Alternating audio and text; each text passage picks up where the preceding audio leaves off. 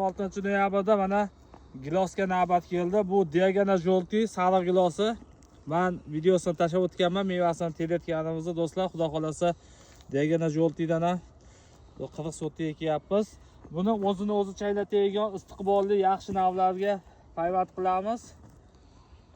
Bu ulug' ekish jarayonlarini tashlab o'tayotganimiz sababi mana shu ko'chatlar 2 yil davomida tayyorlanishi, hamma jarayonni xudo xolasa tashlab ko'rsatib boraman do'stlar.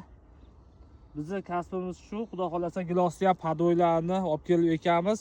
1 gektarga hozir danaylarni ekyapmiz. Kunda qilayotgan ishimiz shu bo'ladi. Mana do'stlar, buni qalinroq qilib ekorasizlar. Sababi ertadan chiqmay qolsa, siyda bo'lib qoladi. Siyda ko'chatda buni qaragisi kelmay qoladi. Shuning uchun danayda qalin ekish kerak. Har yili. Mana do'stlar, Diagana Joltiga Real Tiago Svitariani yaxshi navlarni xudo xolasa payvand qilib yetkazib beramiz. Zakaz qilaverasizlar. Xudo xolasa Diagana Jolti sariq gilosini ham ekishni boshladik. Sog' bo'lasizlar.